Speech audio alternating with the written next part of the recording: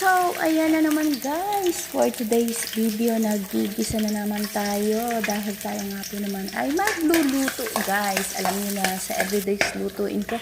Tandaan niyo na po ito. Sa everyday's lutuin ko is magigisa po tayo na lagi ng bawang at sibuyas. Dahil for today's video guys, ang lulutuin po natin is yung maninipis na isda. 2 piraso lang dahil isa lang naman po tayong kakain. So 2 piraso lang yung ating lulutuin. So okay na po yan. Ilalagay na po natin yung 2 pirasong maninipis na ating pinaritong isda. Hindi ko po alam kung anong tawag dyan. Basta prinitong isda po yan.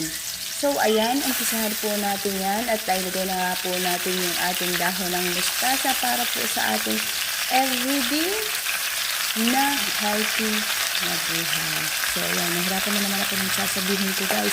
So, halo-halang po tayo ng halo lang tayo ng halo. At ayan na po, pati po yung kawali natin ay sumasayaw na. Dahil nga po guys, di tayo mayaman, yung kawali natin is yung mumurahin lang. Pagka mama na tayo guys, yung kawali natin is yung mamahalin natin. Daan niyo po yan. Naglangay na nga po ako ng toyo dyan. Dahil ayan po ay adobong pritong may mustasa. Tama ba yung sinabi ko? At naglagay na nga din po tayo ng paminta at syempre ng betchin. Dapat po konti lang yan, pero at napadami, wala na po tayong nagagawa kundi tanggapin na lang yan. So ayan na, lagyan po natin ng konting tubig dahil nga po gusto ko po sa gulay is yung pong lutong-luto. Kaya po lagyan po natin yan siya ng gulay. Ayaw ko po ng gulay na medyo crispy pa guys. Kaya po nilagyan ko siya ng tubig para nga po maluto yung ating gulay. So, antayin lang po natin siya kung maluto konti, maiga ng konti yung sabaw. Tapos, ready na po yan. Pwede na po tayong kumain.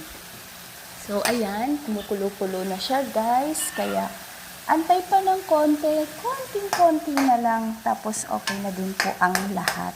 So, ayan lang for today's video ulit. Thank you for watching.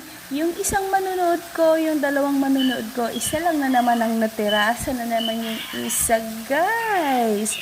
Bakit nyo ba hindi pinapanood yung aking share sa inyo? Char lang. So, okay lang po yung kahit isa pa lang soon, dadlamin na din po kayong manonood. Ay, char lang. So, thank you ulit for watching. Ayan lang for today's video. Bye-bye!